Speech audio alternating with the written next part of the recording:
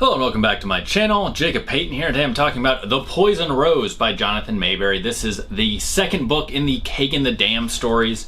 I absolutely love this book. I love the direction the universe is going into, and I also just love the fact that we're getting new sword and sorcery books.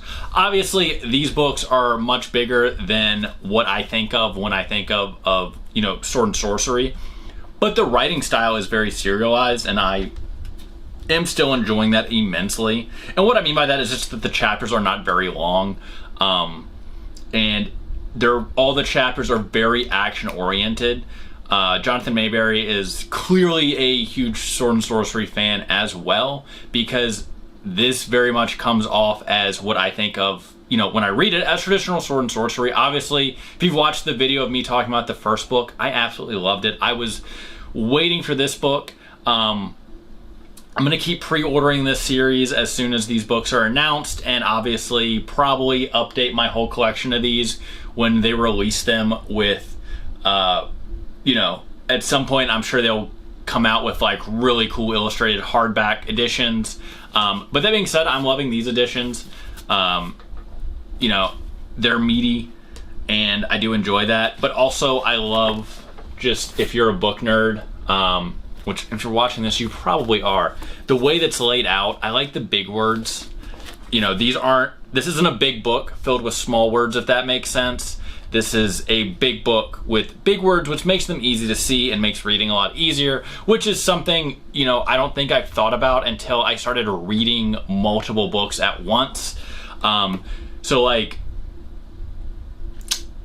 I'm realizing you guys probably don't care about this as much as I do, but as someone that reads a lot of older paperbacks, I mean, their print type was just tiny, so it makes it hard to read. Like when I was reading Andre Norton's Quad Keep, for instance, which is another video I think I've dropped this week, the words are just very tiny, and at times it's not hard to read, but I'm not able to read as fast because I have to pay more attention, if that makes sense. And as someone that has that doesn't need reading glasses, I'm not going to say I have perfect vision or anything like that. I do believe I have 20/25, so it's pretty close to 20/20 vision. It is just something I notice, and once again, it's just because I read a lot of books, I think. Now, that being said, let's get back to the story. I love this book. If you are on the fence of going from the first to the second book, I'm gonna tell you guys right now, just go ahead and do it, and then come back to this video after you finish reading it. Now, let's jump into it. The Silver Empire is in ruins. War is in the wind. Kagen and his allies are fleeing the Witch King. Wild magic is running rampant everywhere. Spies and secret cabals plot from the shadows of golden thrones. To make matters worse, Kagen Vale is the most wanted man in the world, with a death sentence on his head and a reward for his capture. Dead or alive, that would tempt a saint. The Witch King has new allies who bring a terrible weapon, a cursed disease that drives people into a murderous rage. If it's allowed to spread, the whole of the West will tear itself apart. In order to build an army of resistance fighters and unearth magical weapons of his own, Kagen and his friends have to survive attacks and storms at sea, brave the haunted wastelands of the snowy north, fight their way across the deadly cathedral mountains, and rediscover a lost city filled with cannibal warriors, old ghosts, and monsters from other worlds. Along with his reckless adventurer brothers, Kagen has to race against time to save more than the old empire. If he fails, the world will be drenched in a tsunami of bloodshed and horror. Yeah, I love this so much. There's obviously several different things happening in this book. The book, just like the last one, follows a lot of different characters, but we get to see other sides of all of those characters. The Witch King is clearly shaken from the events of the end of the last book and has now turned to even more drastic measures to try to keep hold of his empire. I think the best way to put it, it's kind of much the way that the Axis in World War II, the Nazis, right? They did a blitzkrieg attack, they took a bunch of Europe, but then they had to hold it, and as history showed us, they couldn't. Because basically when every other country gets over from being shell-shocked of, the sudden violence that has taken over large swaths of land, then they are able to plot and to act. And that's kind of what's happening, right? We get to see a lot of espionage, a lot of behind the scenes stuff, and a lot of the different kingdoms and how they want to react to the new Hakian Empire, especially now that they've seen that the Witch King isn't as invincible as previously believed. And to make matters more dire for him, magic is waking up all over the place, right? I mean, one of their tactics and one of the things that made the Hakians basically be able to conquer the Silver Empire was, at the time, they were the only ones really messing with magic. But now that everyone sees how powerful it is, and that the Hakian Empire, not the Hakian Empire, but the Silver Empire is no longer around to, you know, police and lead witch hunts and do all the stuff they were doing, a lot of people are turning to magic as ways to defend their kingdom, or even just as straight up weapons to invade other kingdoms. As someone that does like, you know, politics and stuff like that in fantasy worlds, I very much did enjoy those parts. And I also really enjoyed Kagan's parts. Obviously, the whole book is about Kagan. Essentially, the main arc of the story, Kagan is the guy that is supposed to try to, you know, take down the Witch King and take down the Hakian Empire. Now, I will say the Kagan in this book is not the Kagan from the last book. And I mean this in the best way. Kagan kind of come into himself, and he's a much more assured warrior. And at times, you know, it was like reading a smarter Conan, right? Think Conan if he had went to, like, I would say even just public school, because obviously Conan had no schooling, but, you know, a literate Conan who has an education behind him and was trained in all these different types of martial warfare, and then just kind of wanted to be a bit of a rogue. But now he's able to realize that, you know, that lifestyle's not going to work out, and he needs to take a more direct leadership approach. And we see that in this book, and it is just awesome. And even, like, the reactions of everyone in this book towards him are, it's what really sells it, right? Because, you know, we get a hint in the last book that he's kind of a hero, but so much of the last book is, the first book is really just him kind of brooding a bit as he tries to plot revenge on the Witch King, because this awful thing happened. He doesn't know how to deal with it, and he feels like a failure. Whereas this is him realizing, I can't change the past, but I have all of these skills and I know all of these things. And if I don't, you know, go back to my old ways of just drinking and traveling and not really caring about what's happening in the cities and the Empire, I could really do some damage to not only the Witch King, but the Hakians, right? Whittle down the army and do all these things. And obviously he's not the only one thinking that. We do get introduced to some other characters that have the very same idea. And there's actually a group that rises called the Sons of the Poisoned Rose, which I don't want to give away. I don't want to spoil too much of this book, but let's just say a lot happens. We also get a whole lot more cosmic horror in this book, not only from some of the allies that the Witch King has summoned, but also you know, Cthulhu is talked about in the last book, and he's definitely still around in this book, and I feel like we're going to see a lot more of him in the series.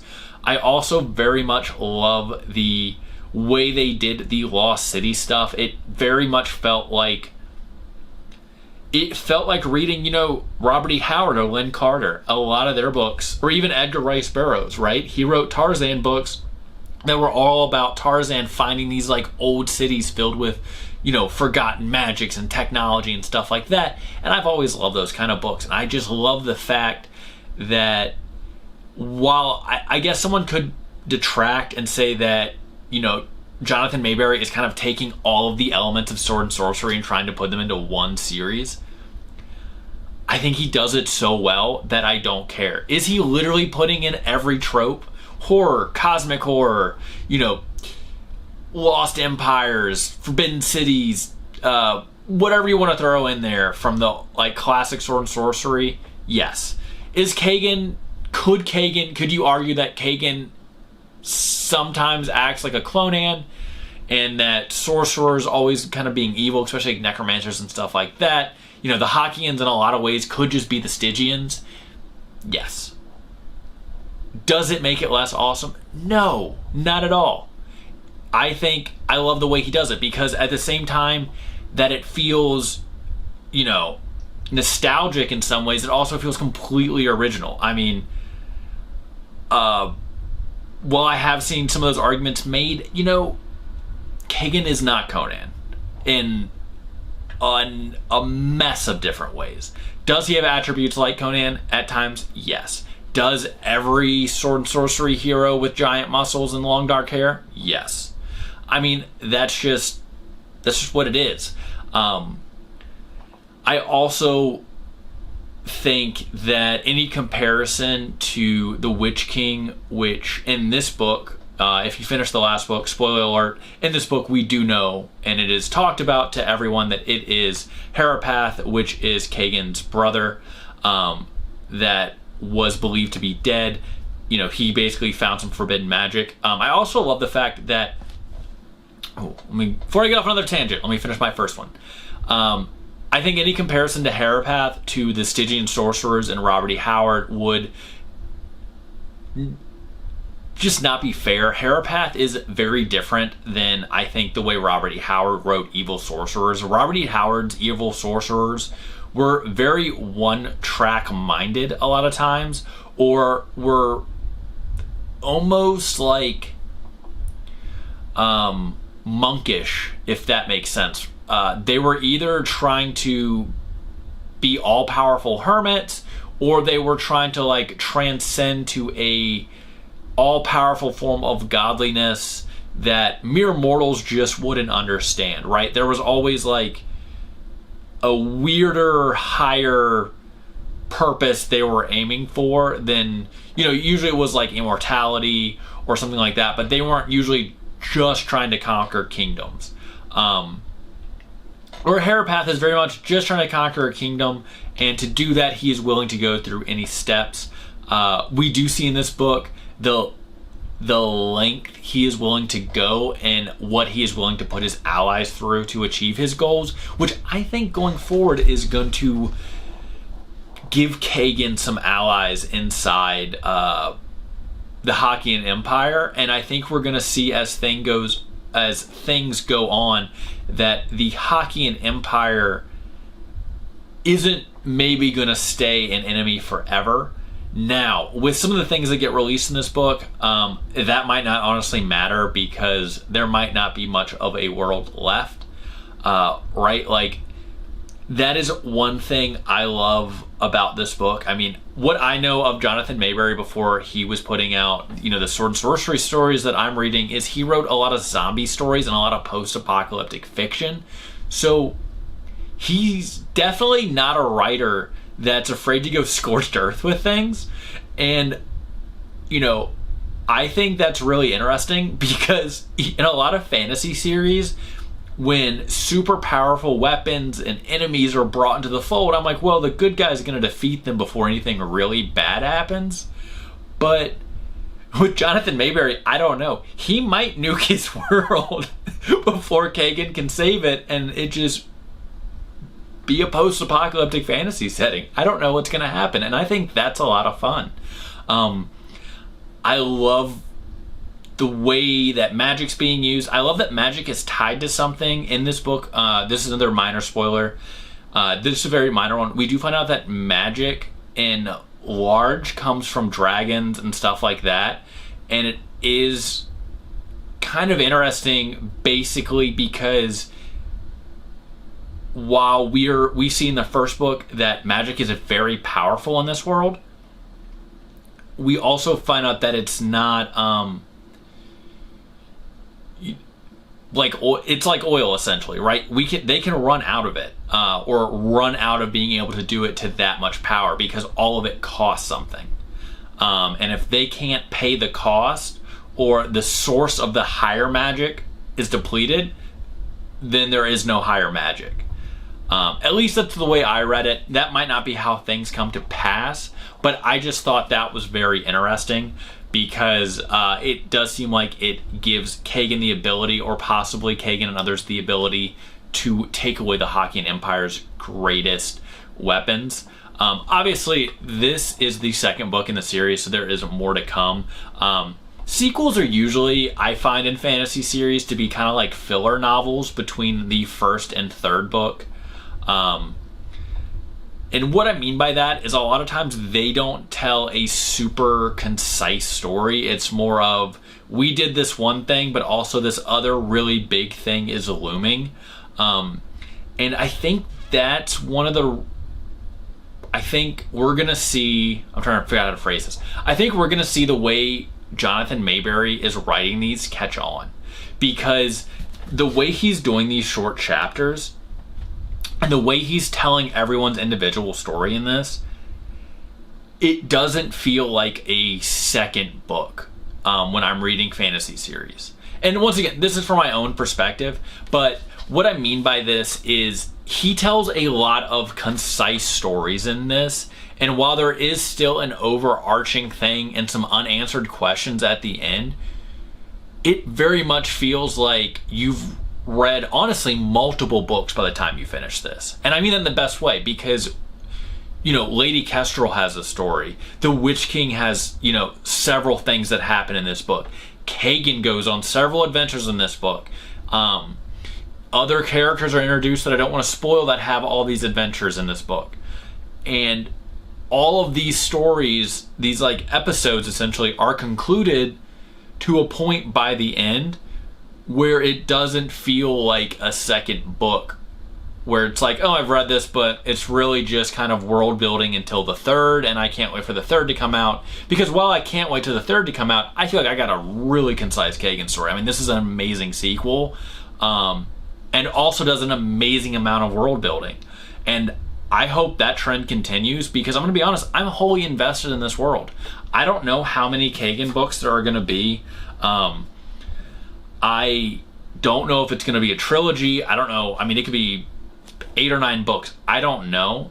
But I'm excited with what he's doing in this world. And I'm fully invested basically in this world, because the way it's set up is there is so much that can happen in here.